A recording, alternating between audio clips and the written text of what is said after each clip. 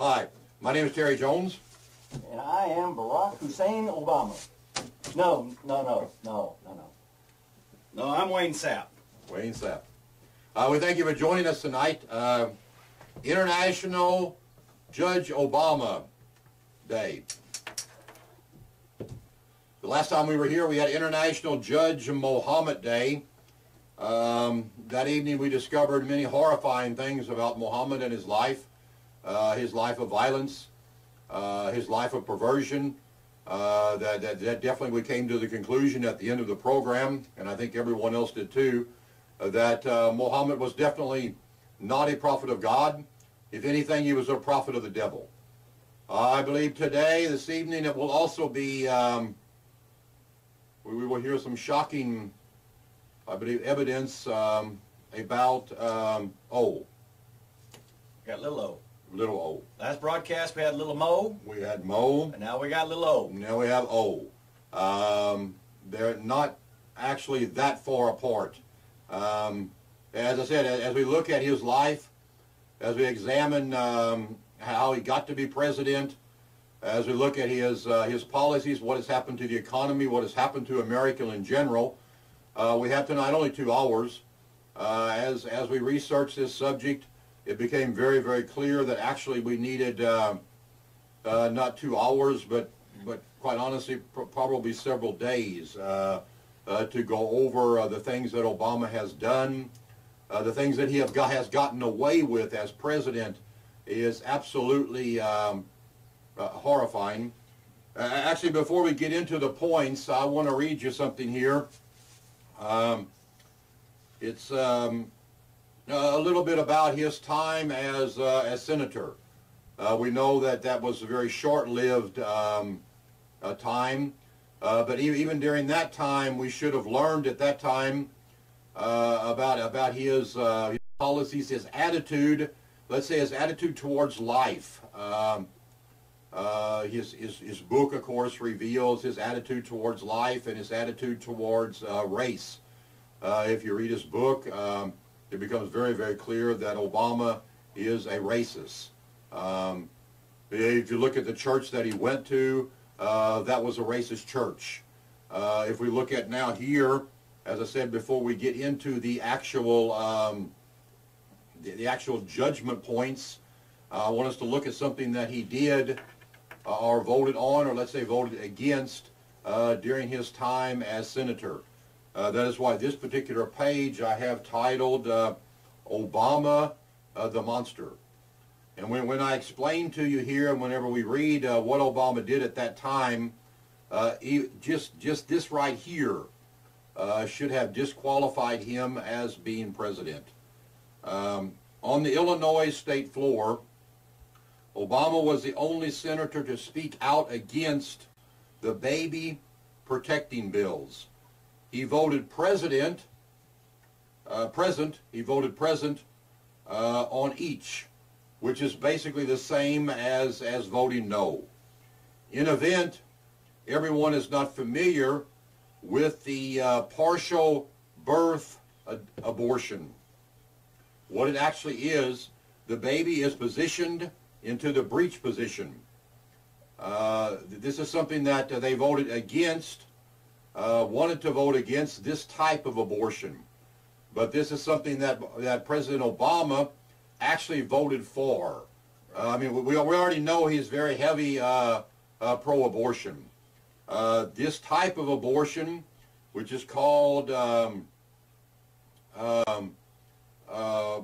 apparent partial birth abortion, is when the baby is positioned in the breech position and he is pulled out by his feet halfway, and a hole is punched into his skull and his brains are sucked out by an instrument while his heart beats and his lungs heave. This is what President Obama voted for. This alone should be enough to disqualify him for the presidency. As I read this, I just actually read this today. This was actually horrifying. You have to get a mental picture of it. if only just for a second, in order to be able to relate to how absolutely terrible, inhumane. When I read this, I spent 30 years in Germany. I was all over Europe, all over the world, and one of the places that I visited was a city right outside of Munich called Dachau. I lived in Munich for 2 years, the rest of the time in Cologne, Germany. And I visited a city called Dachau, where they have a very famous concentration camp there. And I saw the movies and the films that they had, and when I read this about Obama, the only thing that I could think of was Dachau. I saw there how the people got gassed. I saw their physical condition. In fact, right above the concentration camp, there's a sign that says "Arbeit macht frei." What that literally means is work makes you free. In other words, the motto of that concentration camp was that they will work you to death, and then you die, and then you will be free. And as I read this, I thought of the concentration camps. This is something that Obama voted for. Everyone else voted against it. Obama voted for this type of abortion. In other words, they take the baby by the feet, they pull him out halfway, and then they drill a hole in his skull, and with an instrument, they suck his brains out while he is still alive. Now, how can you vote for that? No sanctity of life. No respect whatsoever. I mean, imagine that, a human being. We're not talking about demonized Nazis. We're not talking about Islam. We're talking about someone born, someone who's been raised in Western society with supposedly our basic morals, our respect for human life, and he agrees with this type of abortion. In other words, you pull the baby out, and as the baby is halfway out, or his neck, body, back is showing, you poke a hole in the back of his head, suck his brains out. Now, how can you be for that? Murder. Yeah, I mean, it's just horrifying. I mean, if Obama had done everything right in his life, just that alone is enough. Yep. To just how can you have a man like that as president? The guy's as bad as Mo. Liars and deceivers. He's a liar. You a liar? Yes. Again, as he was senator, he opposed the Born Alive Infant Protection Act. He opposed that 4 times. It was called the Born Alive Infant Protection Act. Obama voted against this 4 times. This was later voted down by the U.S. Senate 98-0. But Obama voted against this 4 times. The Born Alive Protection Act, which means this, that a child is born and the mother decides the child should die.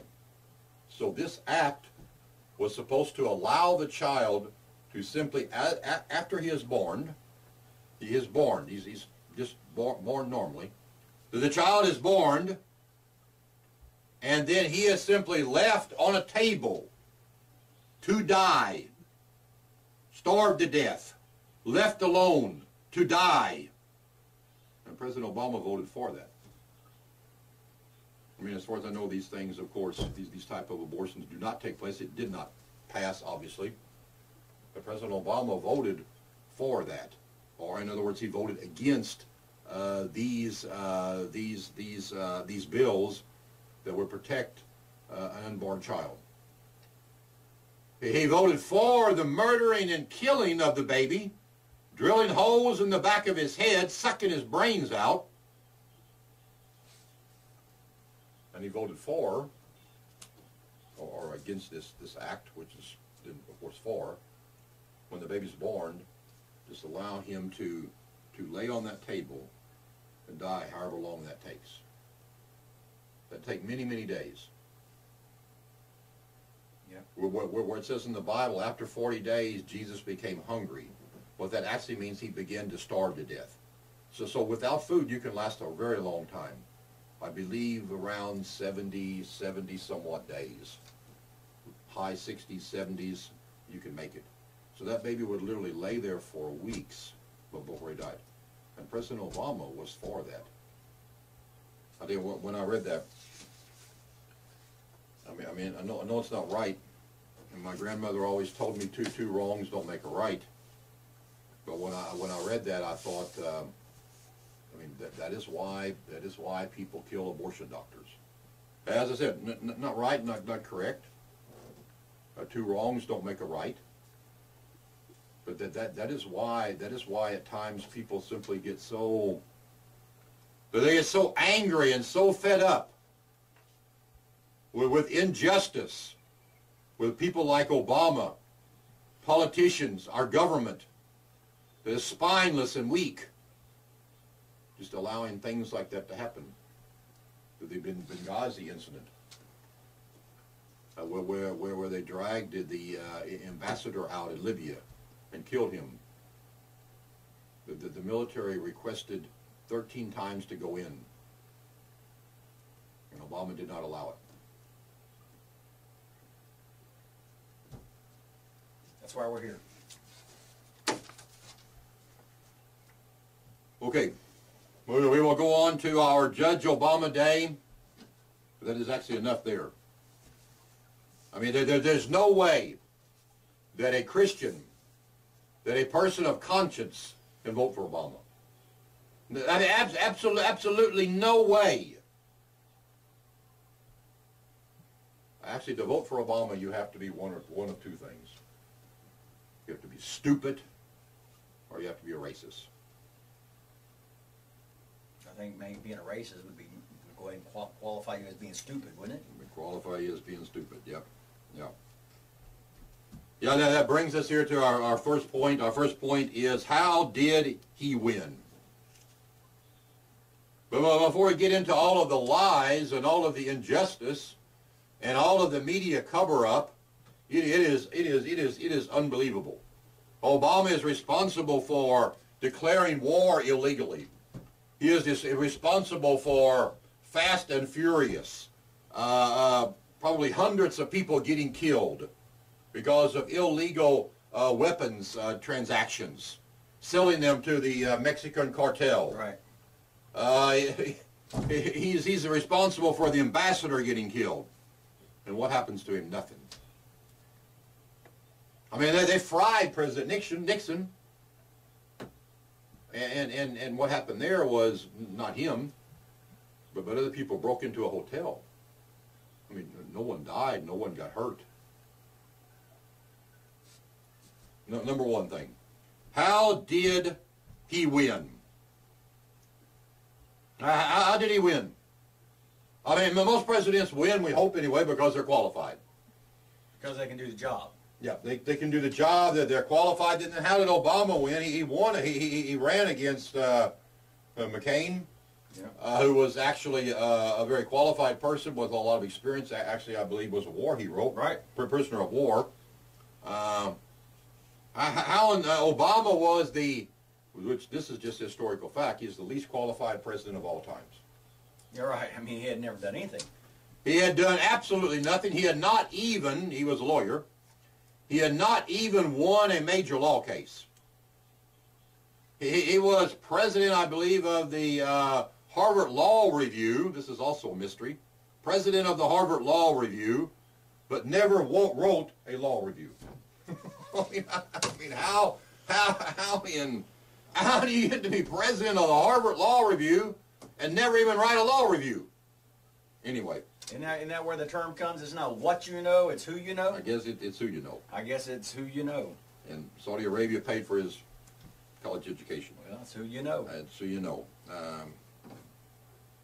The least qualified president. That's a fact. He was a senator for a short period of time. Most of that time he spent running for president. Yeah, absolutely no qualifications. As I said, it never won a major law case. In fact, I believe him and his wife even got disbarred. Of course, that's now pretty much covered up. But anyway, let's get back to point number one. How did Hussein Obama, how did he win? Totally not qualified person, totally new to the scene, not a politician, no foreign affairs, for foreign policy experience, no political experience. Voted or against voted like things like this. How do you win?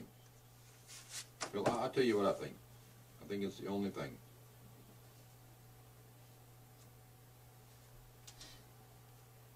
He won simply because he was black. It's a hard reality. But it's true. I mean, you had black politicians, black entertainers coming on television and saying, vote for Obama. It doesn't matter what he does, what he believes, what he says, but vote for him because he's black. Yep. I saw many interviews myself. I asked a little old lady, who are you going to vote for? I'm going to vote for Obama. Why? Because he's black. Many preachers, hopefully this time around it will change, but at that time I believe all preachers, black preachers, voted for Obama. How can a Christian and a preacher vote for Obama? He's super hyper pro-abortion. He's pro same-sex marriage, pro-homosexuality, which God calls an abomination. Yep. He's pro-Islam, pro-Muslim Brotherhood.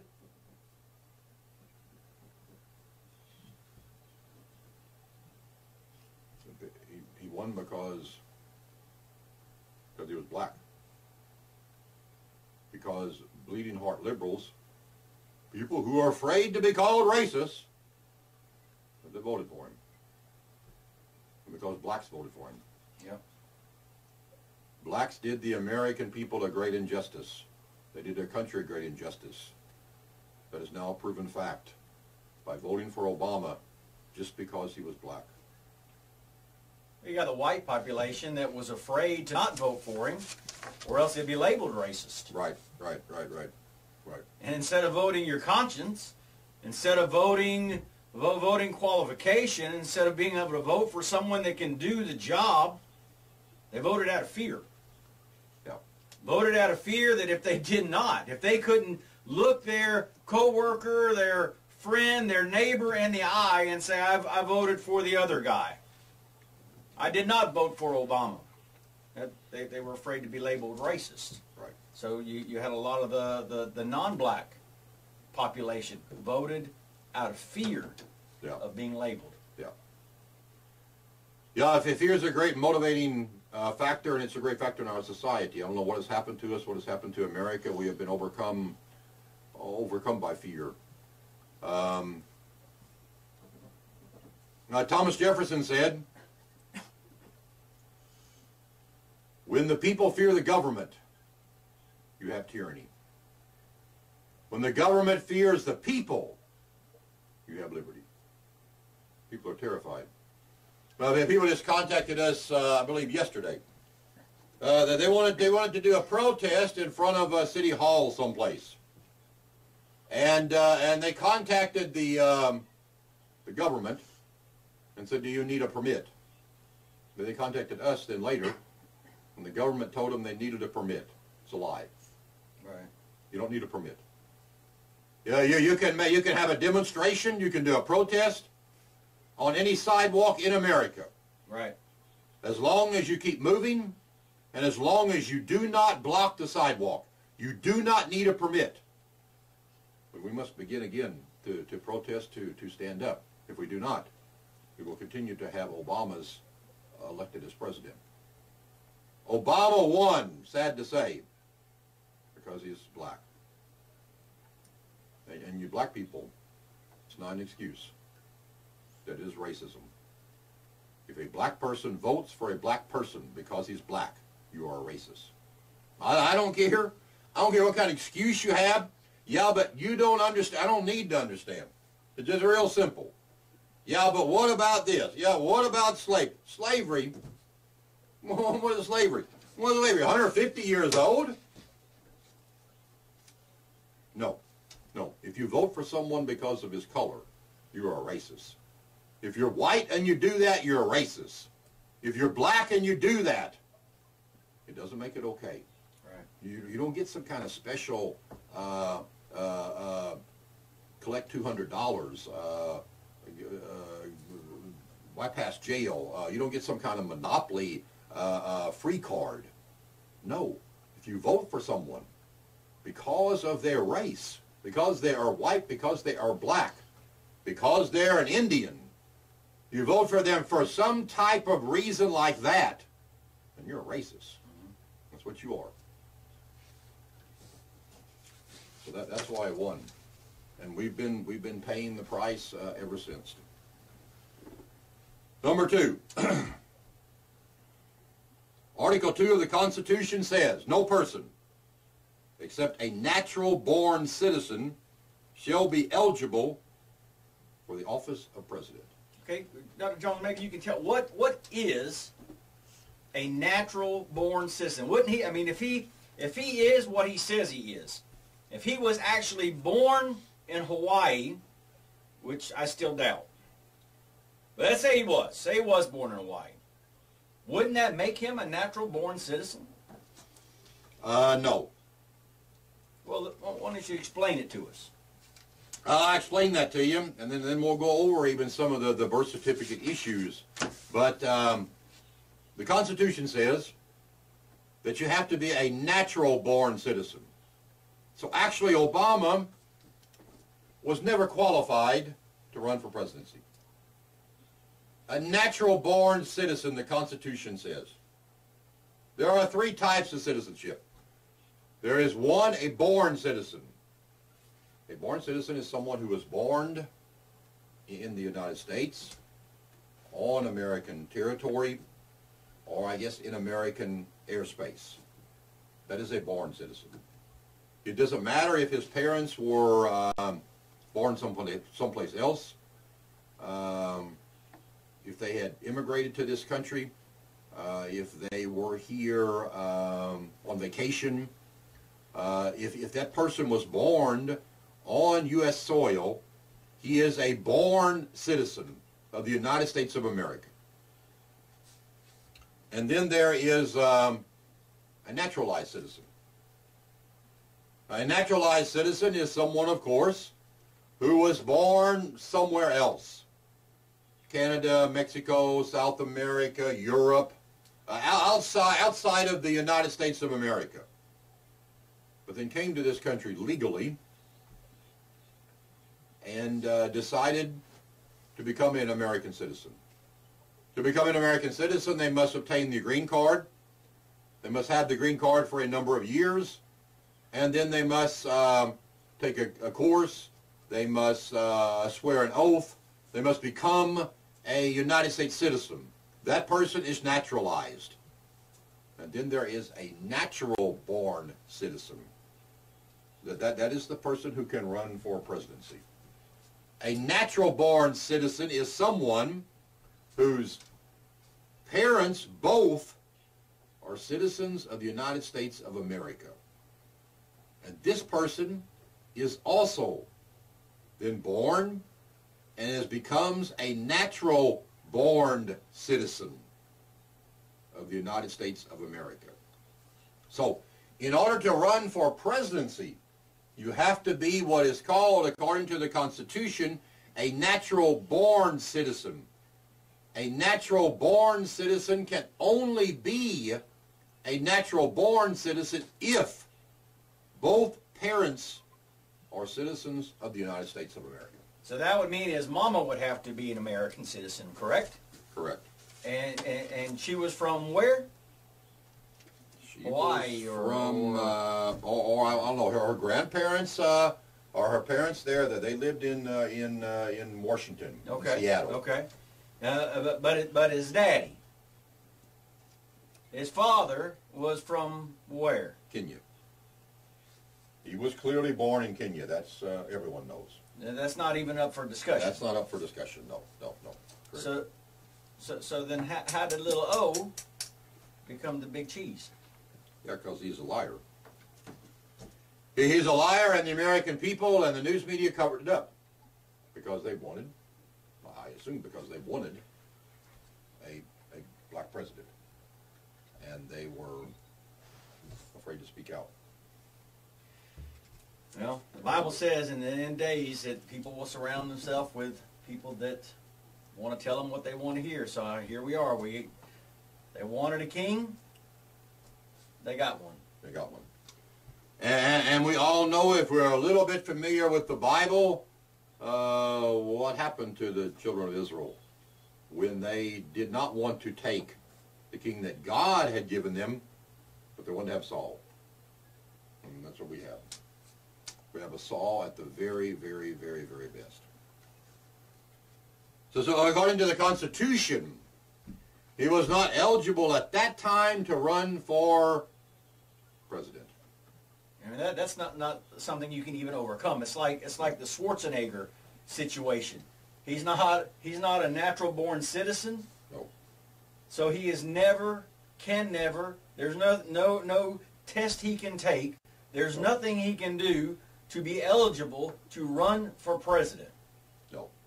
So there's nothing Obama can do that would make him legally eligible to run or to be president. No. That is what is so tragical about what has happened to America. As I've said many times, I lived 30 years outside of America. I lived in Europe. I came back to America. I was horrified by the condition of America and the presidential election. This aspect, his citizenship question, just further confirms the condition of America and further confirms the fact that we must stand up. That is why we have the organization Stand Up America Now. That is why we created that after our 9/11 event, because you cannot trust the news media. They are a bunch of crooks. You cannot trust the politicians. You cannot basically even trust. You can't trust the people who are on the government payroll, and that would include to a certain extent all politicians, military, police, government officials, because they get their paycheck from the government. Yep. Number 3, we'll just look at some of the birth certificates. So some of the great cover-up. We've already actually clearly stated that President Obama was not qualified to run for president and is not qualified right now. But besides that, the birth certificates that he presented, all the birth certificates that he presented were in question. From the very time that he tried to run for presidency until even the latest long form that he presented. No certificate number. First he presented birth certificates and they had no proper number on them. And the presenting of a birth certificate or the acquiring of a birth certificate, if you've been born in America, does not take 3.5 years. It is the easiest thing that you can do. Yep. I personally experienced that. But before I went into the mission field, I needed to obtain, of course, a passport. In order to obtain an American passport, you have to present an American birth certificate. I could not find my birth certificate, just like O. O could not find his birth certificate. He was somehow never able to find his birth certificate. He was somehow supposedly born in Hawaii, but somehow could never find his birth certificate. Even the hospital did not have his birth certificate. Even the hospital had no record that his mother had even been there. I had no birth certificate. I could not find my birth certificate. But instead of like O, I knew I was actually born in Missouri. The capital of Missouri is Columbia. So all we did was call up Columbia and said, hey, I lost my birth certificate. My name, hospital, birth date, so on and so forth. They said, okay. They looked it up. They sent me, within a matter of days, a certified legal birth certificate. It is that easy if you have nothing to hide. But if you're a liar... I can't find my birth certificate. Well, 3.5 years. Notice how the bobblehead resembles Obama so good, because his answer is not really a yes, because it won't take long and the head just kind of goes all the way around. It's a yes, it's a no, it's a political answer. Yeah. And the birth certificates that he presented, one of them had no number on it. First, he presented no long form birth certificate. No hospital-generated birth certificate for Obama, according to the hospital there at that particular time, existed or had ever existed in Hawaii. And this man got to run for president. And this man became president. That is how corrupt our society has become. We don't care. We don't really care. We somehow think we're above the Constitution, we're above the law. So we elected a man who also thinks he's above the law, above the Constitution. And that is why he ignores the Constitution. That's why he wants to destroy the Constitution. Yes. He has written more executive orders than anyone. I believe 162. He has ignored the Constitution. We will get to that later. And what has happened to him? Nothing. He gets more popular. He winds up on Late Night with David Letterman. Yes. I mean, are we as an American people, are we that stupid, or are we simply that corrupt? I mean, have we become that corrupt that we don't even care about truth? It really it doesn't make us any difference if he's a citizen or not a citizen. If he gets into office and then breaks the Constitution, disobeys the Constitution, declares war. I mean, do we just simply? I mean, have we as a nation fallen that far that we just simply don't care? That issues of the Constitution are no longer important to us. In 2011, Obama posted an image of his long-form birth certificate. However, the number is out of sequel. They didn't jive. They didn't come together. They're out of sequel. But did anybody say anything? Did anybody notice anything? Did the news media pick that up? I mean, the news media lets us know if Tom Cruise got divorced. Right. The media is over anything they can tell you, except the truth. Yeah. Arnold Schwarzenegger had an affair. But now, Dr. Jones, as we bring these things up, as we talk about these things, I've heard other people bring them up. They're called birthers. Right. I mean, old rich man himself, Donald Trump, birther. Right. But how come all these people that have had these questions or accusations, they've even gone as far as to file papers to bring Obama to court? But how come they never followed through? Yeah, I think that's simply part of the cover-up, part of the tragedy. But part of our system, part of where we're at. Our news media doesn't cover it. That they move on to the next unimportant story. We can't get judges to follow through. We can't get law enforcement to follow through, because simply all of these people, or many of these people, are paid employees of the government. They're paid employees of the society. It shows the lack of courage that we have in our nation. Right. The lack of willingness to stand up, to actually put your life and your job and your finances and your reputation on the line. People won't do that anymore. They're not willing to do that. They're not willing to stand for truth. So they cowered out. We have experts. Experts who have examined the long-form certificates, and they have declared them to be forgeries. I mean, we're not talking about me and you looking at them. We're talking about scientists. We're talking about people who are trained, educated. We're talking about experts who have examined these long-form birth certificates that Obama posted on the website, that Obama turned in. And all of these experts have declared these things to be forgeries. There are multiple image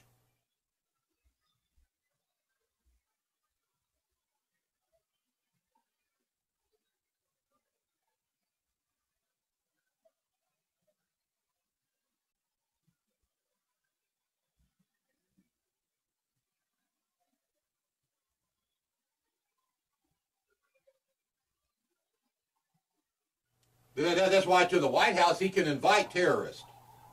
In other words, he can cancel the National Day of Prayer and welcome Ramadan. He can refuse to see pastors. I think just here lately there was a group of black pastors who asked to have an audience with Obama, right, concerning the issue of same-sex marriage. He refused to talk to them. But he invites radical Islam into the White House. He has entertained members of CARE many times in the White House. Right. I mean, these things are enough as a United States citizen to anger us. I hope, I pray, I plead with God that it does. I hope it does anger us. I hope it does anger us. I hope it angers us to the point that we are willing to get up off of our lazy butts and actually do something. Our nation's going to hell. Our economy is going to hell. Our morality is going to hell. We have people in the presidency that just lie, disobey the Constitution, and no one says anything. No, Dr. Jones, a quote, I believe it was, I think it was Mark Twain. Comes to my mind that it says it's easier to continue to deceive people than it is to convince people they've been deceived. Definitely. And I think that's where we're at as America. Yeah. It is easier for Obama to smile and nod and tell you everything's going to be okay. This is my real birth certificate. There's nothing weird about locking up all my documents of my past. Right. There's nothing weird about my past. It's easier to convince the people of all these blatant lies than it is for the truth to be set right there before them and for them to realize they've been deceived. Yeah. Yeah, me, quite honestly, makes me very mad. That is why we here at Stand Up America Now, whether you like it or not, we really don't care. We're gonna push this thing as far as we can. I am so sick of Obama. I am so sick of Islam. I am so sick of people just destroying our nation. That if no one stands up, we are going to. Right. I believe that's not going to happen. I believe sooner or later enough Americans are going to do something. But we are going to do it. I mean, we are to warn you, whether it be Obama, whether it be General whatever, Diddy, whether it be anyone else. We're going to push it. We're going to push it. We're going to push it as far as we can. Dr. Jones, on a positive note here, I mean, I think you definitely are hitting a nerve. There are people out there that are getting aggravated. I told you just the other day. Been on a trip the last couple of weeks. We were just taking a trip down to Lecanto last night, and I have seen more billboard signs, more advertising that has gone in to remove Obama from office than I think I can ever in my life for any presidency, for any election ever in history. Yeah. The people have had enough. Yeah, I think so. I truly hope so. I pray that finally the American people are fed up. I think Winston Churchill said, "You can always count on the American people to do what is right after they have tried everything else." So hopefully we're done trying everything else and we're going to do something right. Well, that last point on the birth certificate, the Hawaiian authorities spent 8 weeks raising objections.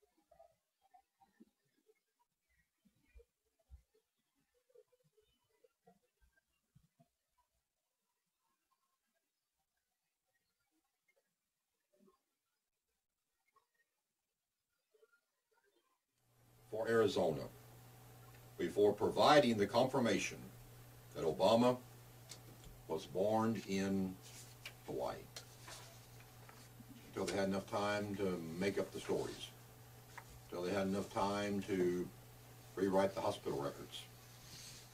I mean, I tell you, as I said, getting a birth certificate if you're truly born in America is a matter of days. It is not a matter of weeks, months, and years. It is not complicated. It is not a forgery. It does not have many layers. The numbers are not out of order. There's not a number. I mean, these things just simply do not happen if you have an actual birth certificate. Because if you have an actual birth certificate, then you have one, whether you have it or not. You just simply get a certified copy. Well, the guy's a liar. Right. The guy's a liar. I mean, the Kenyan ambassador said he was born there. His grandmother said he was born there. His half brothers and relatives say he was born there. Yeah. Absolutely horrifying. Born in Hawaii. Okay, number 7 of our points here. In 1991, the author's biography from Obama's literary agents said he was born in Kenya. It's 1991 biography. His literary agents wrote in there and said that he was born in Kenya. It says this: Barack Obama, the first African-American president of the Harvard Law Review, was born in Kenya, raised in Indonesia and Hawaii. You're the first African-American president of the Harvard Law Review. Just as a side note, I want to address that. I don't like that. In fact, I dislike that very much. African-American. We are not, you are not African-Americans. We're either American or not. I'm not a German-American, Asian-American, Mexican-American, African-American, whatever, alien-American. I mean, you are an American. Don't give me this African-American garbage. For one thing, I lived 30 years in Europe. I had in my church the whole time they're Africans. Africans are not like American blacks. No. They don't even hardly look like it. They don't act like it. You're not African American. You've never been to Africa. You have no association with Africa. I've been to Africa twice. You can thank God you're not an African. That you're an American. So all of this kind of talk, all that is talk that is divisional talk. Yep. It just divides America. It just divides America. No, we're not something American. We are American. We need to stand for America, for American values, for the Constitution of the United States. No, we are not African Americans. Anyway, the first president of the Harvard Law Review, who had never even written a law review, how that happened nobody knows. But Obama has all kinds of things, all the way down to the house he bought from some kind of crooked real estate agents, to his education, to number 8. This is one, executive order. Oh, he did plenty of those. I mean, what in the world is an executive order? I mean, that is the most ridiculous thing. Executive order. Obama's very first executive order. This is already weird. Well, wait. His very first executive, as though as president you don't have something important to do, like maybe, you know, world peace, or I don't know, the immigration problem, or the Muslim problem, or illegal problem, or the economy. Economy problem. People losing their houses, unemployment. His first executive order as president was to seal basically all his school records, college records, other records of Obama's early life. They are not available to the public. Why? And what did he do? I mean, how much pot can you smoke that you do not want the rest of the world to know? I don't know. I mean, who did you sleep with? What did you do? Mo, what did you do? I mean, I got a past, but I mean, I've been forgiven and I've moved on. What have you done? What did he do? And we don't know. We call him Barry. Do we call him Barack? We call him Hussein. We call him Mohammed. Mohammed Barack. Little Mo. I mean, the very first executive order. I mean, with all of the chaos in America that's taken place, the economy back then going down the tube, it's still pretty much down the tube. People losing their jobs, losing their houses. People without hope. His first executive order is to seal all of his school, college, early life records. Why? I mean, what do you have to hide? Got to be something there. Yeah. I mean, yeah, well, why would you do that? What is there to find out? Probably what there is to find out is that he's not an American citizen, or not American born. Probably what is to find out is his early involvement with many radical people, even the things that we know about. I mean, his grandparents were radical communists. Sent his mother to the only atheist communist school in America, located on Mercer Island in Seattle. Now, what type of brain ideology does he have? His mother, his grandparents, who were also atheists and communists, they sent his mother to the only atheist communist school in America in Seattle, Washington. Very exclusive school. So what do you think? What do you think his raising is about? That's why he said in his book. He said in his book about his mother. I always thought there was something a little bit strange about her, maybe a little too white. No, he's not racist. And he went to, speaking of white right, he went to Reverend Wright's church. Not white. Not white. I mean, see all your records. Why would you do that? Because you have something to hide. I mean, I know this. I know this personally. Whenever we did the 9/11 event, I mean, the news media went every place. They went to my hometown. They went to my school. They dug up people that I went to the second grade with. I read the report. The person went to school with me in the second grade. They knocked on my door. The house door. I mean, they investigated everything. I guess you didn't put out an executive order. I didn't put out no executive order. No. I mean, well, he's got something to hide. He's a liar. He's a cheat. Obama. These are things that people know. I mean, what we're telling you, everybody knows, basically. Right. And there's so much more. Number 9, Obama's Social Security number. His Social Security number is common knowledge. You can find it on the internet. And I believe that's the Social Security number that he's used, as far as I know, as of today. If you trace the Social Security number back, you trace mine back, you will find that it was issued in Cape Girardeau, Missouri, because that's where I was born. When I got of age, my father took me down to the Social Security office when I was old enough to get one, or whenever he had time, or whatever. When I started to work, took me down to the office, and I got a Social Security number. It was issued to me in Cape Girardeau, Missouri.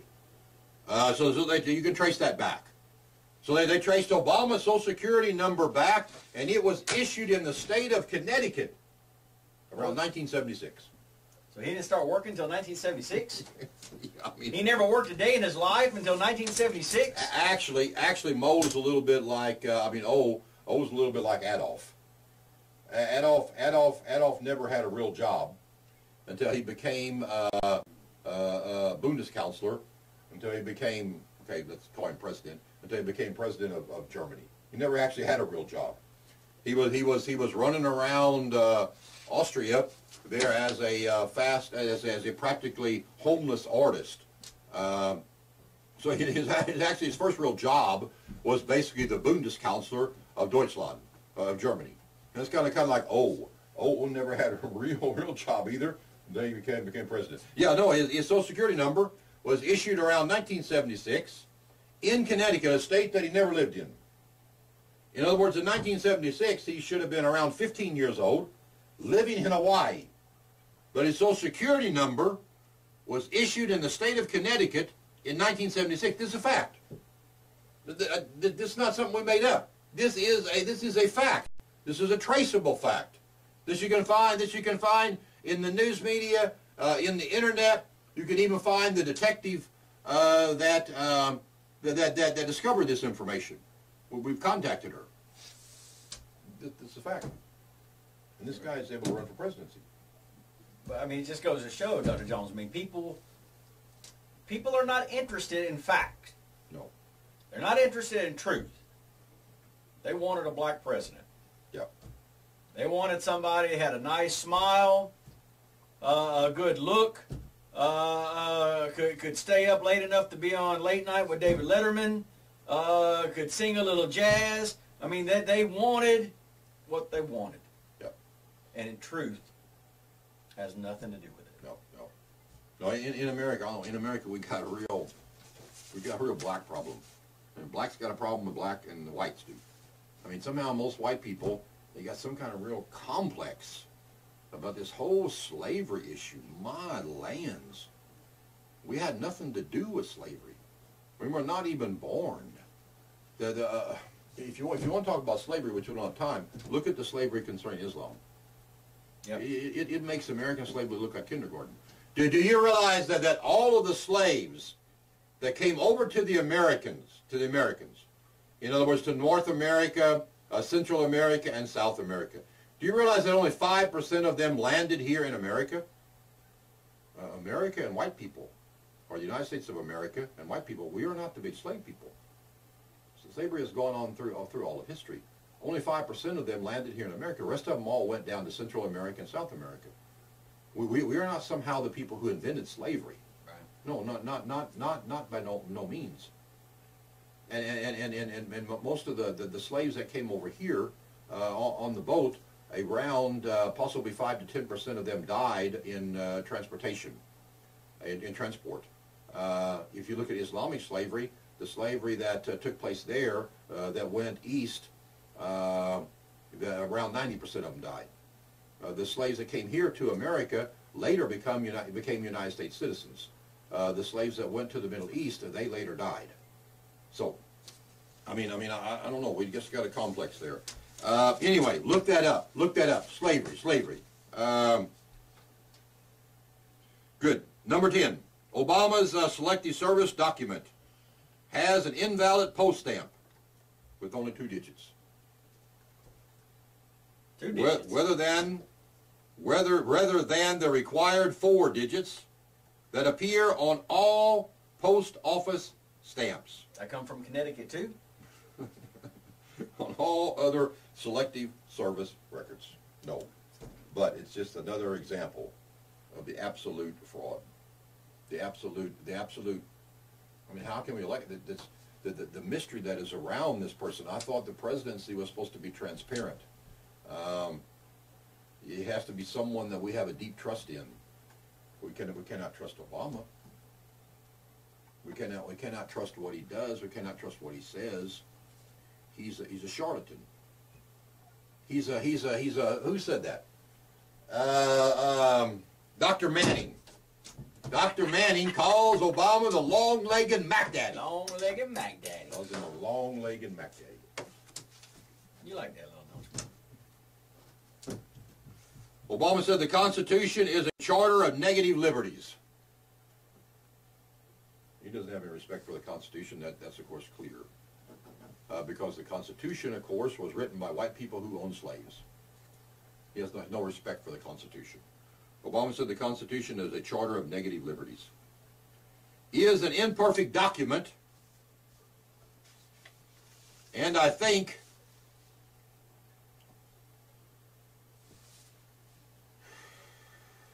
it reflects some deep flaws in American culture. Freedom of speech is a deep flaw in American culture. Yes. The right to bear arms is a deep flaw in American culture. Yeah, it's a deep flaw.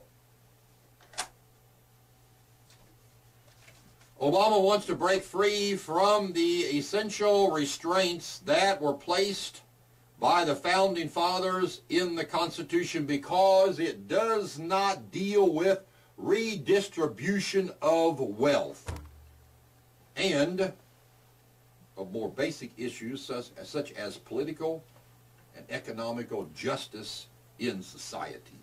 Redistribution of wealth.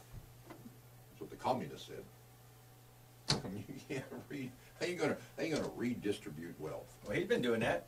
Give me your. That's what he's saying. I want you to distribute your wealth to me. Yeah. Because all Obama's done since he's been in office is America's got poorer, and Obama has gotten richer. Yeah. Printed more and more and more and more and more and more money. Worthless money. Redistribution of wealth. You do not redistribute wealth. You must earn wealth. In other words, you got to work. You got to work. And I know we have plenty of people nowadays who want to work, but quite honestly, because we own businesses, there are many people who simply don't want to work. But they don't want to work, but possibly even because of our system, because of people like Obama, because of our welfare system. You can drive down, even in our city here in Gainesville, you can drive down low-income areas in the middle of the day and you find men just sitting there. They're just sitting there in their lawn chairs doing nothing. They're not trying to get a job. You look over to the left and there's a table and you say, what's that table for? So yeah, that's where they play poker and deal drugs all day long. We need to not redistribute wealth. We need to make American people understand we've got to rebuild America. We've got to stand up. We have to do something. Yep. We have to kick politicians like Obama out of office. We've got to desperately get rid of them. Number 13.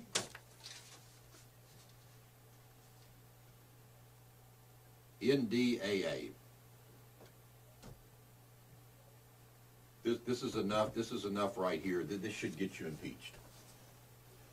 I think if you threaten impeachment on him, he'll just wind up using the NDAA against you. Yeah. NDAA, National Defense Authorization Act. The most unbelievable thing I've ever heard of. Kind of turns the presidency into dictatorship, doesn't it? Definitely. Was signed on December the 31st, 2011. While everybody else was partying, Obama was acting as always, in secret, in darkness, behind the scene. I personally believe that Obama is not only a bad president, Obama is evil. Mm-hmm. Because see, Obama is not a stupid man. No, he's a smart man. He graduated from Harvard. He's not a stupid man. So why do intelligent people do stupid things? On purpose. Because they have a hidden agenda. because they have a goal. Because they want to destroy America. NDAA. That is enough. That is enough to get you impeached. NDAA, get a hold of this, allows the military. In the military, as much as today we love to praise the military, they have become like God. The military are paid officers of the government. They are paid robots, officials, pawns of the government. They get a paycheck. They get a paycheck from the government. If they're told to lock up American citizens, they will more than likely do it. Mm-hmm. That happens right now. But let's take for example, police officers support murder. They support murder. They condone murder. Every day. They protect murder. And you say, well, what are you talking about? I'm talking about abortion. Yeah, every city. Abortion is murder. If you try to stop an abortion, in other words, if you try to stop murder, you will be arrested. They protect the murderer. Why? Because that's the law. Because the government officials, the police, are not your friends. They are people who uphold the law. They're not your friends. They're not your buddy. They're people who uphold the law. So as long as the laws are good, the police are good. Because they uphold the law. They don't uphold right and wrong. They don't protect you. They're not your friends, your buddies. They are people who uphold the laws of the land. That is what they are bound to. When the laws are good, they are good. When the laws are bad, they are bad. They protect murderers. They encourage murderers. So don't think that the military will not come to your door, take your gun away from you, and lock you up if they're told to do it. Right. Because they will. The NDAA allows the military to indefinitely incarcerate American citizens without charge or trial. The citizen can be detained in any U.S. military prison in the world. Simply said, one day you're here, the next day, nobody knows where you're at. No. They may never see you again, and all because he says you're a threat. Right. No proof, no trial, no charge. No charge. They just come and get you. They take you away. They lock you in a little room, and that's where you spend until someone decides either they let you out or they don't let you out. Yeah. I know it's hard to believe, but it's true. I mean, they could come and get you, incarcerate an American citizen. They already killed an American citizen once. Right. Executive order. Executive order, kill him. If you do it for one, he'll do it for any. Incarcerate an American citizen without charge or trial. The citizen can be detained in any U.S. military prison in the world. Any, doesn't matter. Can just come and get you and haul you off. The NDAA, number 14, restricts the ability to associate with individuals or groups. It restricts your ability, in other words, your freedoms. You can't associate with who you want to associate with. It restricts the ability to associate with individuals or groups labeled enemies by the government. So if you're labeled an enemy by the government, who is an enemy of the government? We might be enemies of the government. A lot of people are afraid to associate with us. Yeah, we are doing things that the government does not like. We have gotten calls from high-ranking government officials, from generals. I mean, people who the government considers to be enemies, and those are people who don't like the government, who speak out against the government, who are determined to see that the government would change that the government would act properly, that they would uphold the Constitution. Just like President Obama. Uphold the Constitution. No, not destroy the Constitution. Not just simply do and act as you please. Enemies of the state.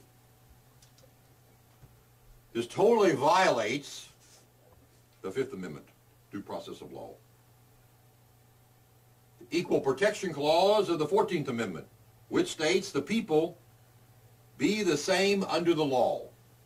In other words, everybody's the same. Everybody's treated the same. Everybody's the same under the law. This violates the 15th Amendment and the 14th Amendment.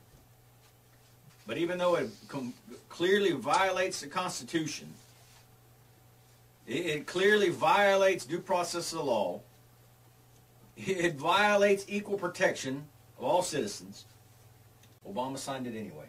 He signed it. And it gets actually worse. Yeah, he signed it. And what was part of his lies? He said he would never sign it, and he did sign it. And even worse than that, Obama demanded the removal of language that would have protected Americans from being subject to indefinite detention. In other words, he had that phrase he demanded, that was actually on TV, he demanded that phrase be taken out. That would have protected American citizens from being subject to imprisonment, being locked up. In other words, there would have been restrictions. There would have been some kind of a safety, a clause, a limitation on what can be done to an American citizen through this NDAA bill. Right. But Obama demanded the removal of such language that would give him ultimate power to lock you up, throw away the key, no charge, no trial, no jury, nobody knows it. Right. He demanded that be put in there, that be removed, that he be able to be allowed to lock up, detain American citizens. And what's also very tragic about that, he demanded it is one thing. You can demand anything. But the Congress and the government officials actually did it. Yeah. That's when they should have thrown an absolute kissy. That they should have thrown an absolute fit. They should have ran to the news media. They should have ran to the American people. They should have said, "Here, this is what your president is demanding. We don't want to do this. We don't want to sign this, but he is demanding that we do this. He's demanding that we remove any type of language that would have protected American citizen. We must remove that." Did that happen? I mean, can you imagine any other president, any white president? Can you imagine anybody this happening? I mean, as I said before, President Nixon is totally historically destroyed. Well, whether he was a good president or not, or whether he did positive things for the economy and the people and society, makes people absolutely no difference, because Watergate was such an issue, and we weren't locking up American citizens Or killing them. We weren't killing them. We weren't telling our armies to stand down. Don't save the ambassador. We weren't inviting terrorists into the White House. We weren't condoning revolutions in Egypt. We weren't condoning the Muslim Brotherhood. We weren't speaking of horrible things like the abortion issue that we talked about at the beginning. They broke into a hotel. Good, wrong, against the law, not right, not correct, but they broke into a hotel. They broke into a hotel. And I mean, the President of the United States didn't even do it himself. Other people did. These are things Obama has done himself. He has lied. He has signed executive orders. He has told troops to stand down.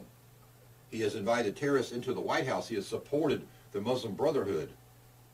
I mean, these are things that he has done. These are not something that somebody down the authority ladder has done that he doesn't know about. These are things that he has done himself personally. Unbelievable. I mean, The one phrase that comes to my mind when you were sharing there, Dr. Jones, was, Nixon said, I'm not a crook. He was accused and going to be charged with theft and stealing secrets and such. Here, if we were to put Obama on trial for the crimes that he has done, murder of an American citizen, basically you can say by not allowing the troops to go and save the ambassador, or at least fight.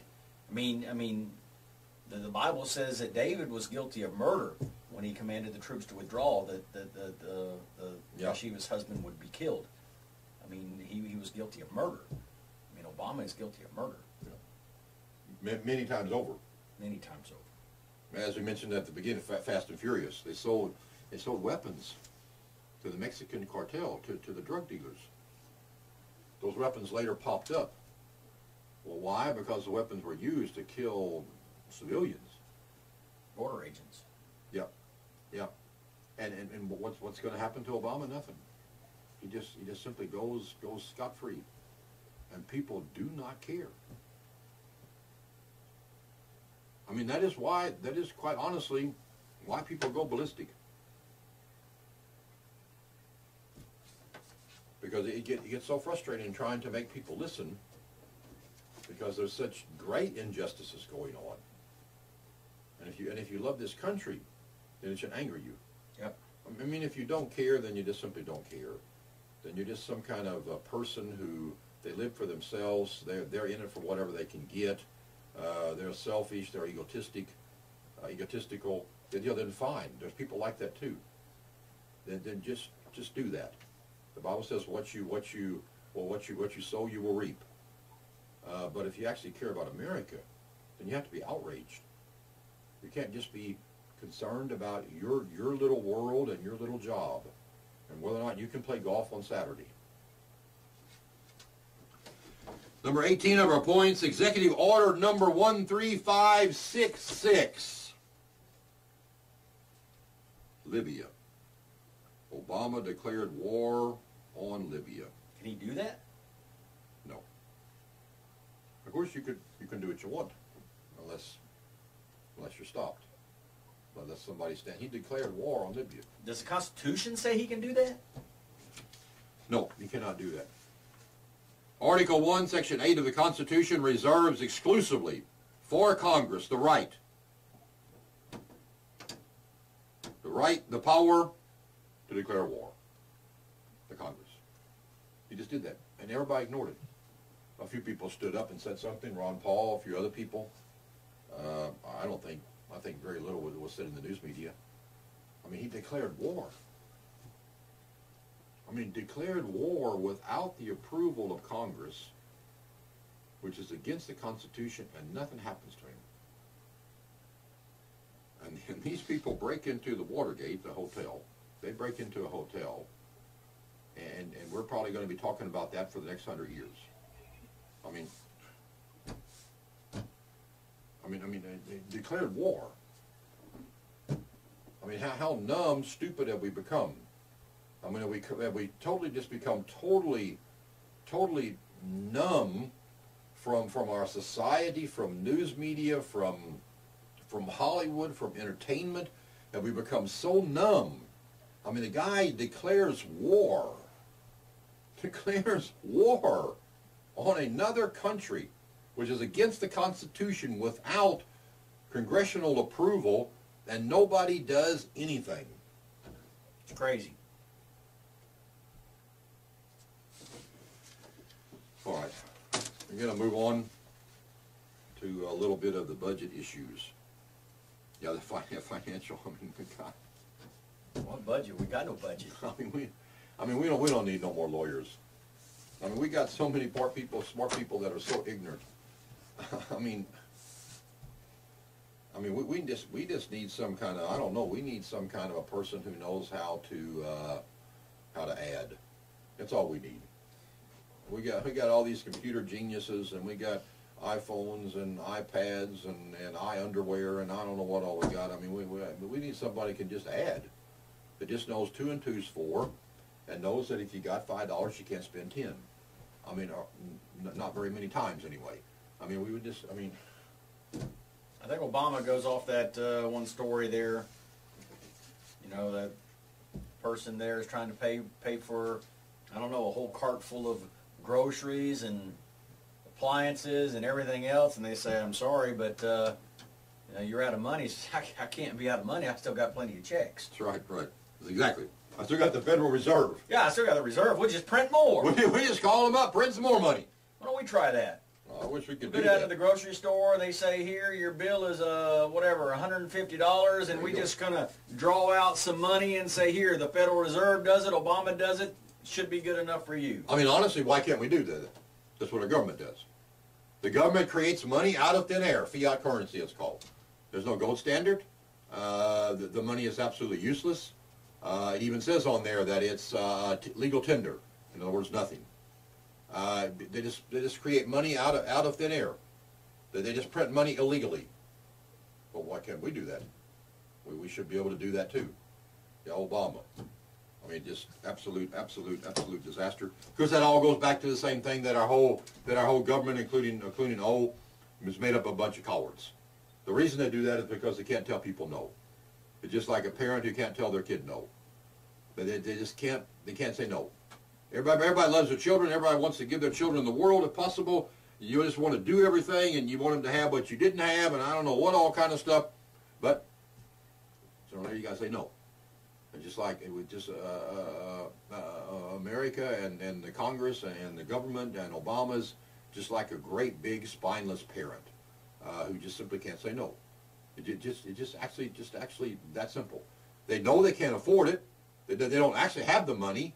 But they simply cannot or will not say no, because if they say no, their child will get angry and will maybe yell at them and scream at them and say, I hate you. No, it's okay. But, yeah, just like American people. See, if the government says no to the American people, they're going to jump up and down and scream and holler like a little kid, and they're going to say, we hate you. And that's why they don't do it. And that's why we always have a deficit. In January 2009, the budget deficit was $1.3 trillion. Just in 2009, not the overall deficit, just that year. We again overspent, which we do every year. Basically, what it amounts to, we take in $2.5 trillion, the government does, and we spend 3.8. But in 2009, Obama promised to cut the deficit. By the end, or cut that overspending of 2009, to cut that down by the end of his first term. That's what he promised us, which we know really about how good Obama's word is. It's about as good as, yeah, I have a Social Security number from Connecticut. You know, I was born in Hawaii. His word, yeah, it's no good, no good. He promised that he would cut that down. As of the end of the fiscal year, October 1st, 2012, the budget deficit was again $1.3 trillion. And that was the fourth consecutive year it has exceeded $1 trillion. There's another promise he broke. But he was consecutive. He was consecutive. Well, one thing he's done since he got into office, I mean, he has maintained the lie, Yeah. he has maintained the deception, he has maintained that smile. Yeah, he is a very faithful liar. Faithful. That is something that is something you can at least count on. In other words, you can count on if he says he's going to do it, he's not going to do it. So then you know that.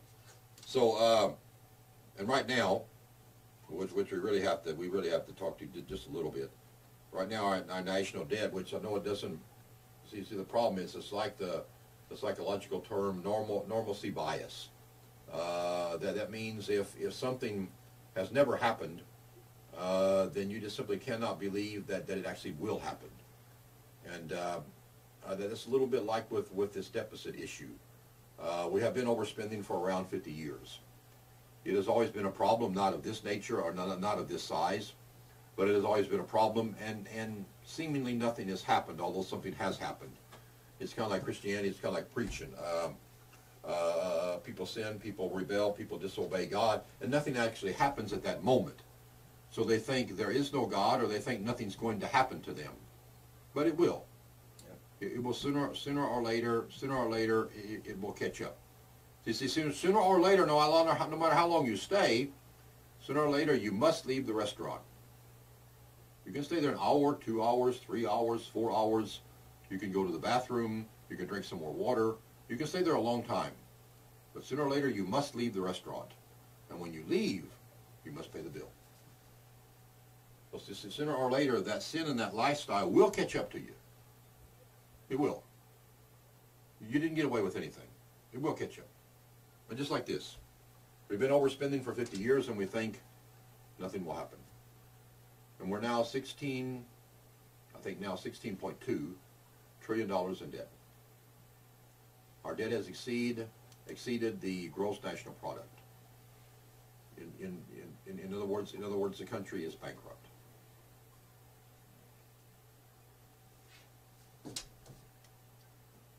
You don't want to hear what I got to say.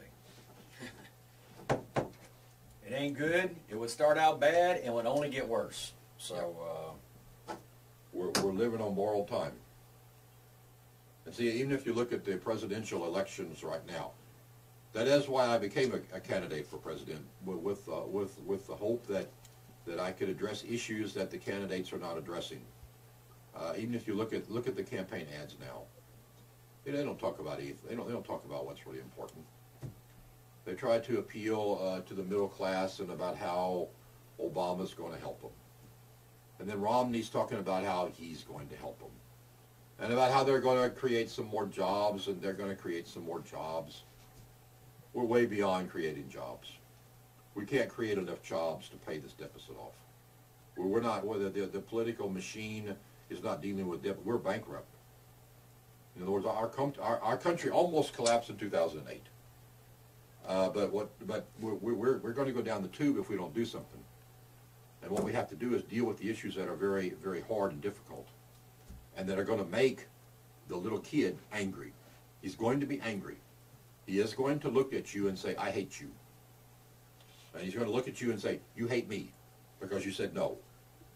But if we don't do it, the country is going down the tube. And Obama's economical policies, in other words, you can't get out of debt by spending more debt.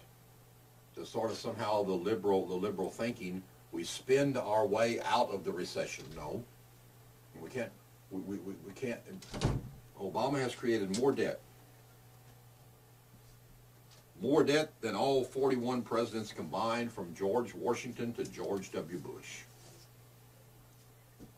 I mean, just his economical policies.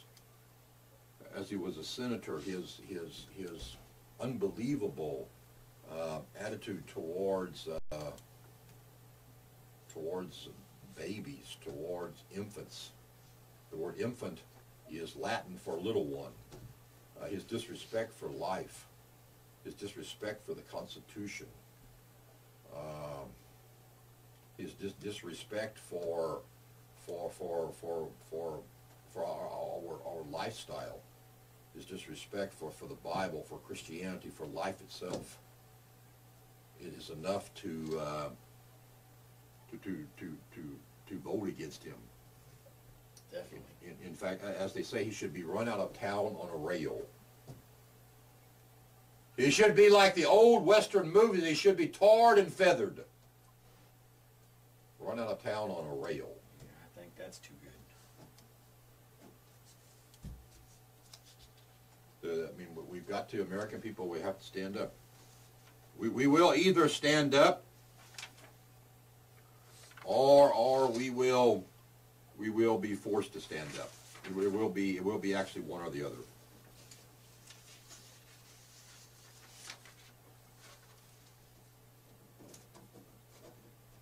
And the shocking thing is the federal deficit only tells us what the government owes the public. See, this not very many people know. We're always talking about 16 trillion, 15 trillion, now 16.2 trillion. But the federal deficit only tells us what the government owes the public.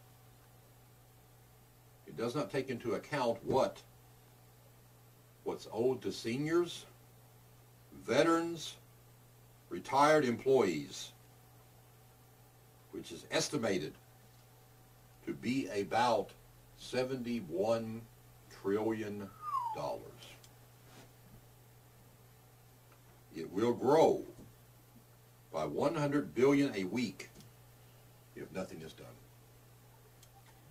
No, Dr. Jones, I mean, as we say, these numbers, these figures are staggering. It's shocking. You know, one of the things I noticed here on all these political ads, the Romney, the Obama, the campaigning, we've mentioned 15, 16 trillion, billions, billions, trillions. At one time, those numbers were almost unbelievable that there could be such an amount. Yes. But now I think even the American people, we have become so numb. Yeah.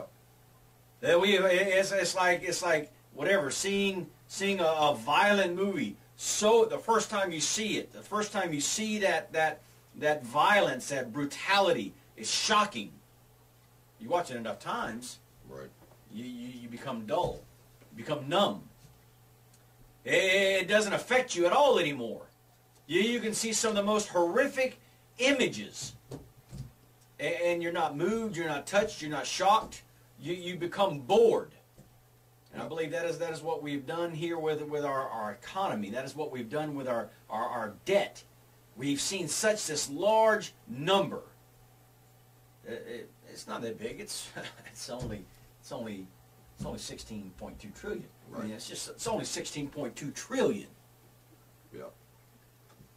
Go ahead and start counting, and let me know when you get. Go ahead and start counting by 1, 2, 3. Let me know when you get to 16.2 trillion.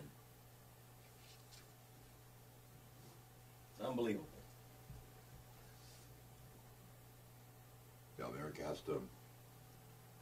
I mean, what of course will obviously happen. Either we will wake up or we will be woke up. That's actually what will happen. Either we will do something, or we will continue, as the Bible says, to eat, drink, and be merry, for tomorrow we die. We will continue to do that. That is what we do. And we cannot depend on the politicians. We cannot depend on government officials. They are pawns, paid employees of the government. They have no will. They have no free will. We cannot depend on the news media. I mean, I look at the news every day, and every day is exactly, basically the same. I mean, literally. They tell you about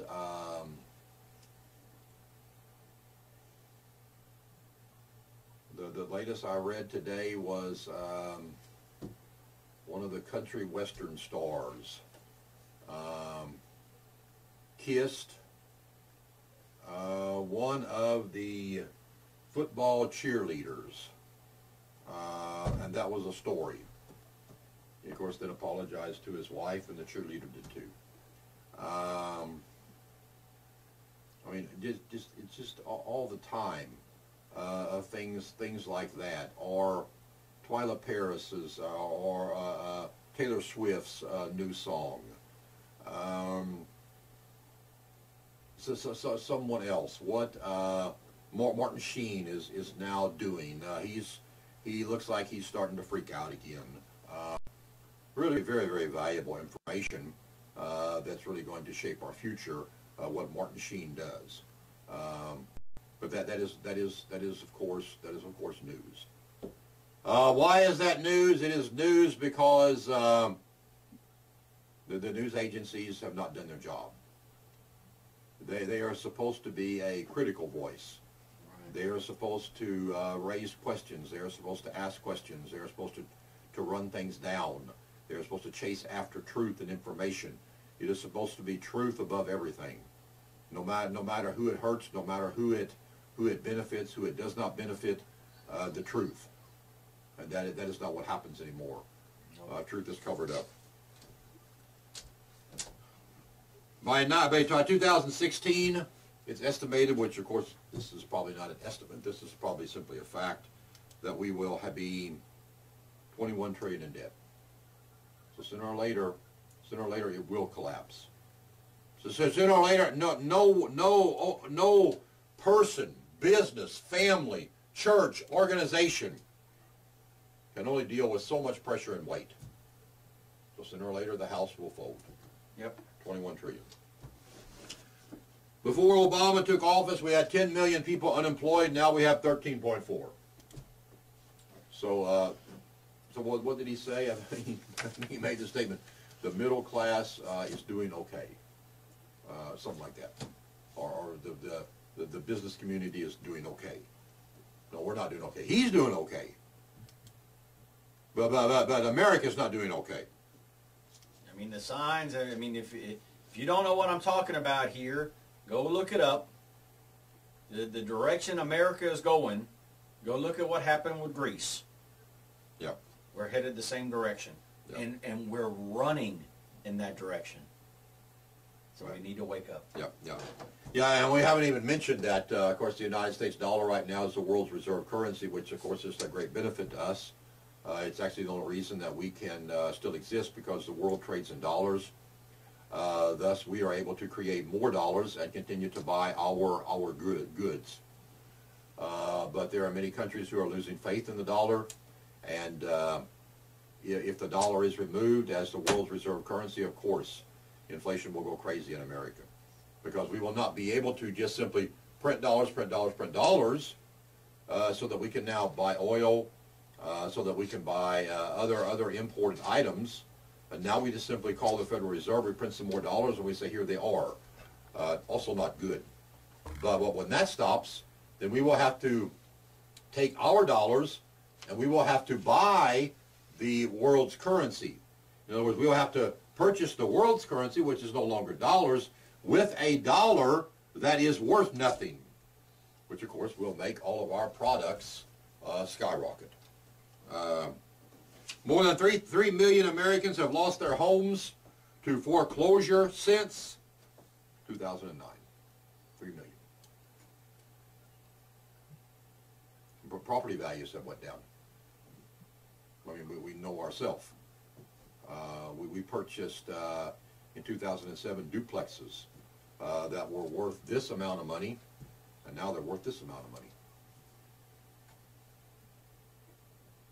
Gas prices continue to go up. Why?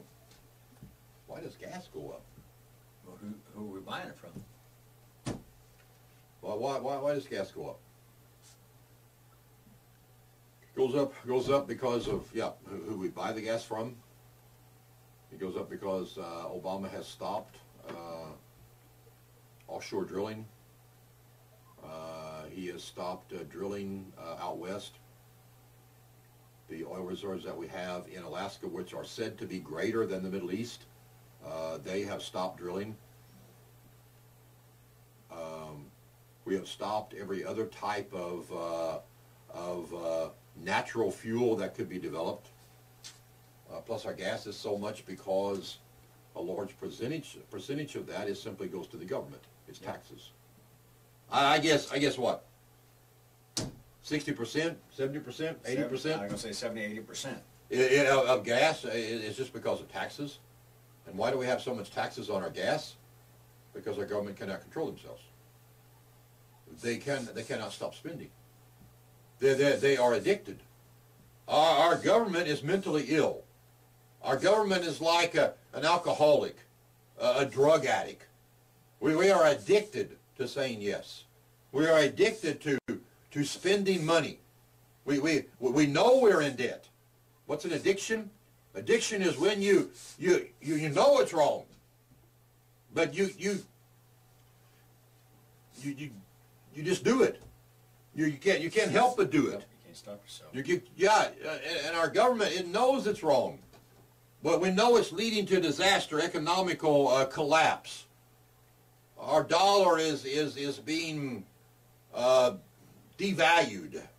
We're printing more and more dollars. Everyone knows the more you have of something, the less it's worth, whether it be dollars or anything else.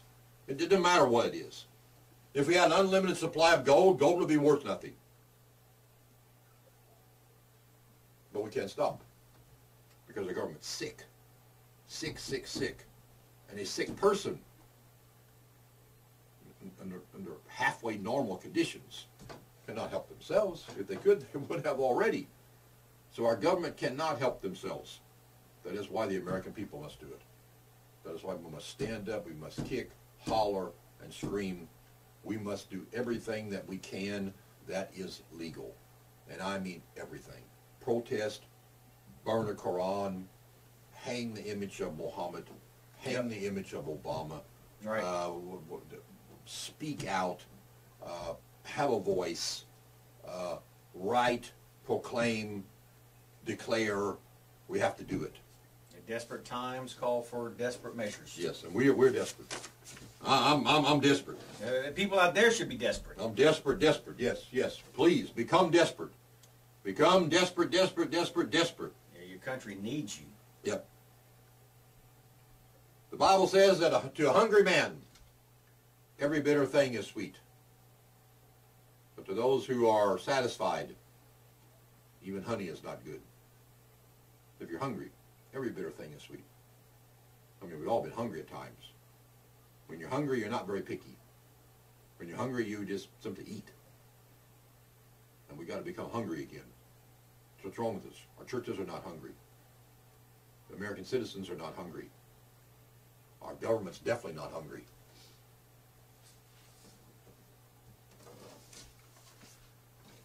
Number 28.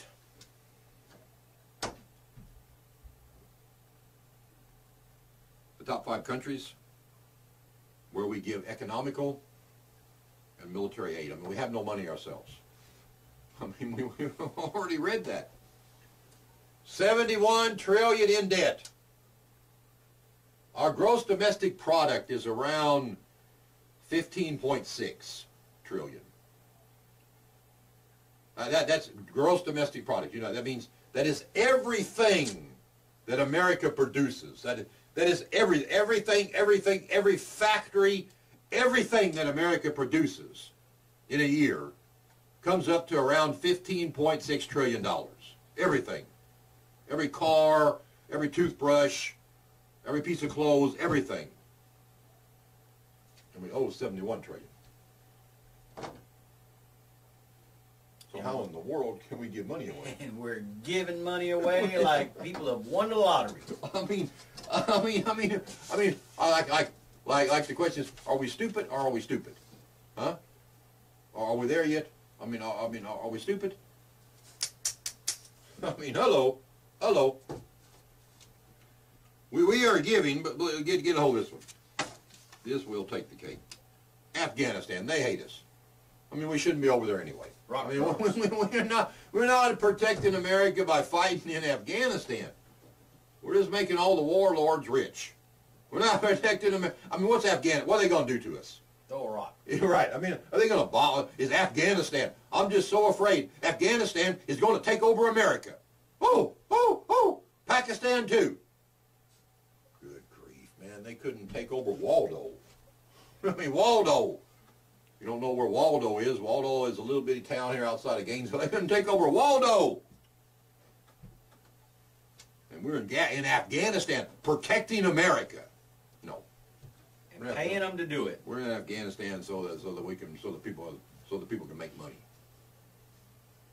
We're giving Afghanistan $11.4 billion a year.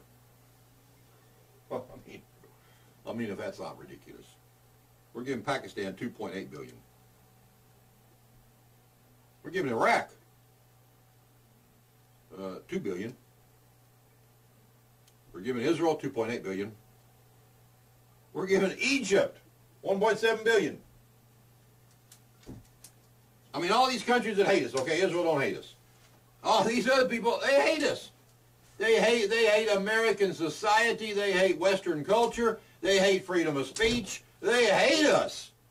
And we're giving, what we got here? We got 11, we got 13, 14, 15, 16, 17, 18. We got close to $19 billion. We are giving to people who despise and hate America. Are we stupid or are we stupid? And that's just the top 5. Right. Exactly. There's many more. Exactly. Many more. So, it don't stop at 18, 19 billion. No. It goes up into probably the 30, 40, 50, 60 billion a year. And our country is going down the toilet. Obama. Look here, quick here at some of the things that he promised that he would do that, of course, he did not do. President Obama promised to bring the troops home. Number 29, he was going to bring the troops home, and where are they at? They're still in Afghanistan. They're still there. They're in Afghanistan. They're all around the world. There's more there now than was in the beginning, wasn't there? Yeah, I think so. I think so. There was like 34,000 troops. I think there's something like 68,000 troops now. So, Obama. He said, you're not going to bring them home, bring them home to them. That's right. Just send more over there. But we can't afford them either. We spend, our military budget, I know it's unpopular to criticize the military, but okay, we criticize the government. Our military budget, I think, is $780 billion a year. Garbage. I mean, who in the world is going to take over America? Pakistan? Cuba? Huh? I mean, we don't need all that. Bring them home. Bring them all home. There shouldn't have been no ambassador in Libya die because we shouldn't even have been there. We shouldn't even be there. Come on and take care of our own country. Go down there to the Mexican border and make sure those hundreds of illegals that come over every single day, along with the Muslim terrorists, don't cross the border. Right. Well, why don't we do that? Wandering around in Pakistan, Afghanistan. Obama, 31, instituted a type of withdrawal plan, giving the American public the impression that the troops would be brought home, but they will not. This plan still leaves around 68,000 troops in Afghanistan with no timeable for removal.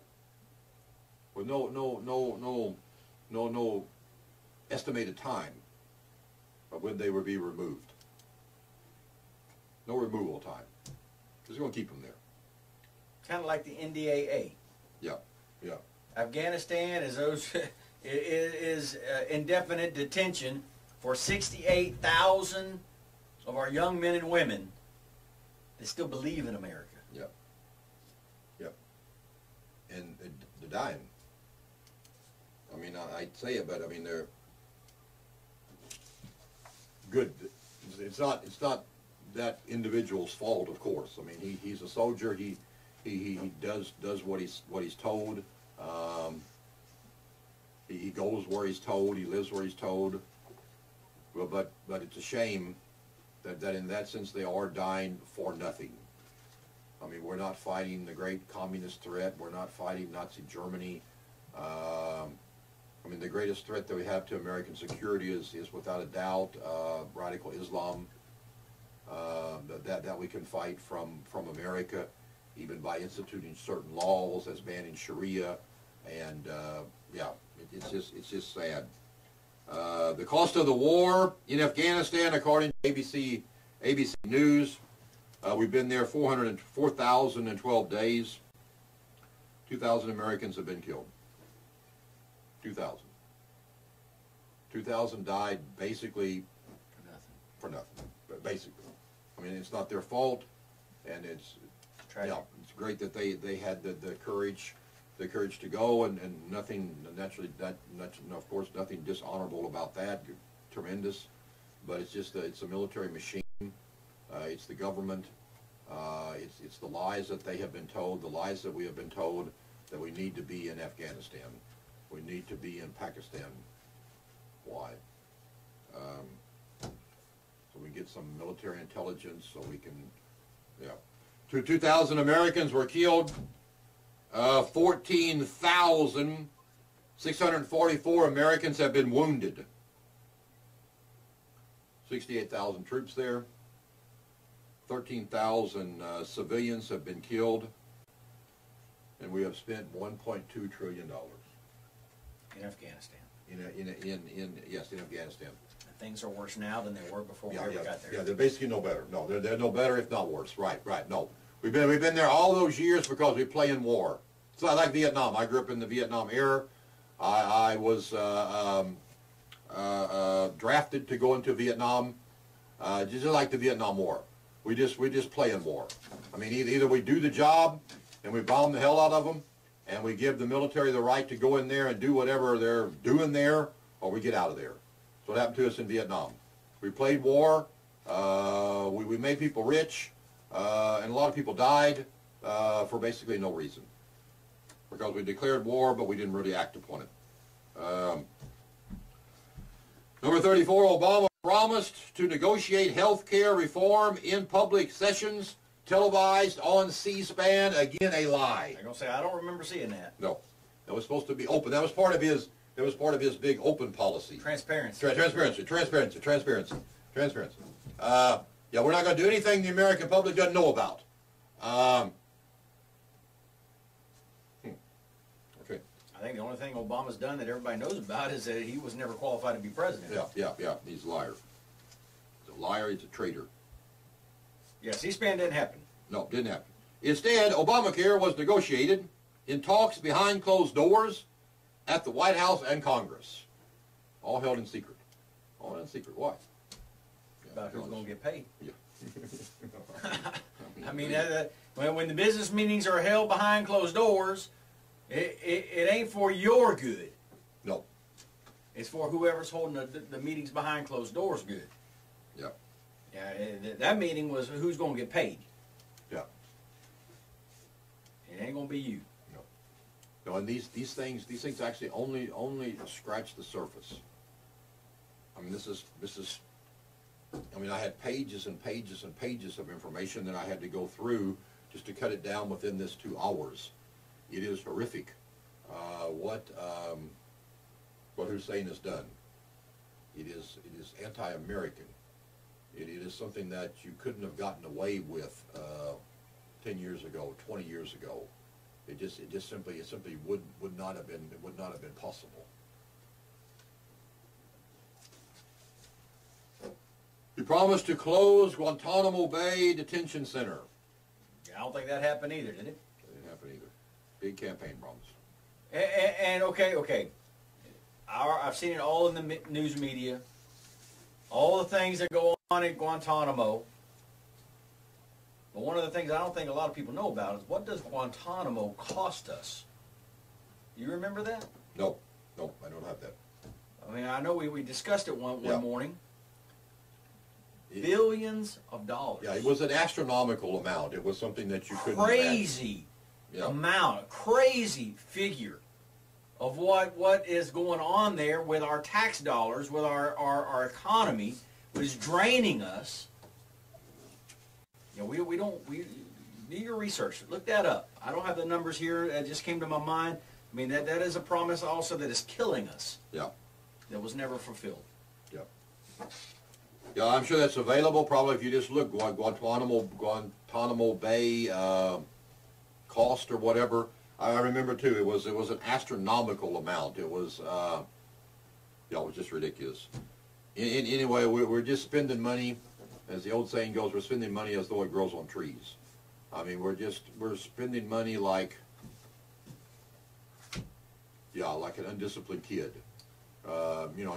Kids they have no realization of money. All they do is come to dad or mom and say, "Hey, give me a buck," and then they get a buck. They don't know where that money came from, other than it came from dad or mom.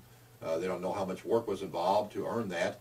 They don't know what they had to do to earn that, and that's sort of how our government is. We just spend money, and then we call it the Federal Reserve, which is a whole different issue. The Federal Reserve is not federal at all.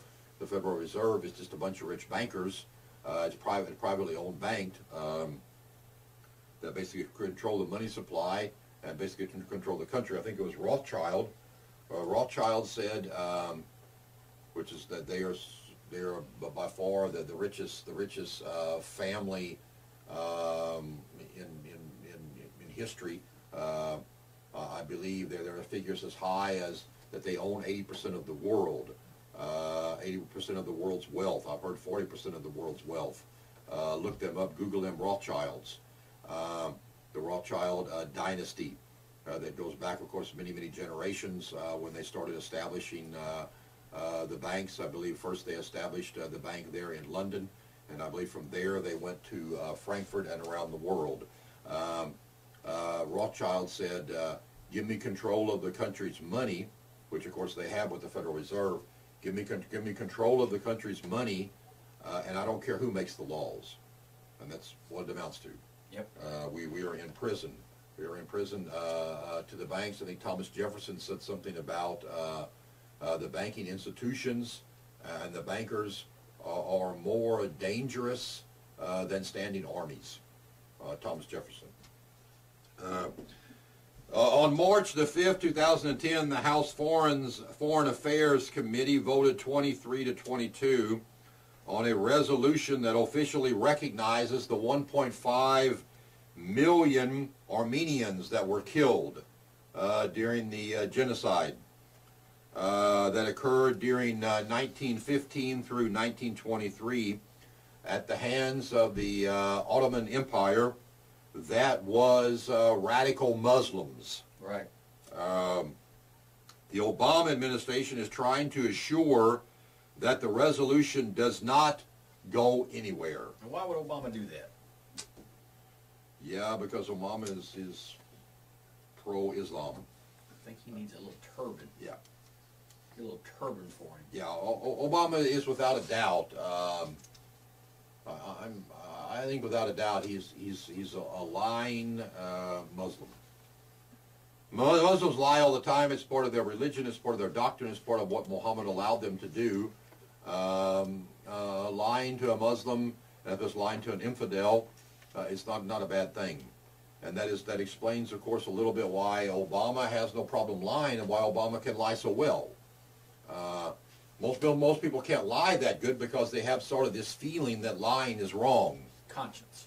Yes, that's what it's called. But he doesn't have one. I think that is why his father was a Muslim. His adopted father was a Muslim. He put down his religion as being Islam when he went to school in Indonesia. There are no records of him converting to Christianity. There's no baptismal certificate. There's no reason to believe in his ideology or in his behavior that he is by any means a Christian. So, the interest alone has been that we have paid on the national debt in 2012 is $360 billion, and that will not have an end. The interest that we have paid alone, just on the interest on the debt, is $360 billion in 1 year, not in a lifetime, in 1 year. That's just the interest. That's just the interest. That's not touching principal. No. So, 39, basically our last point for today is the end is near. The end is near, and it's time to punish Obama. It's time to get rid of Obama. What we are going to do as a punishment here for Obama,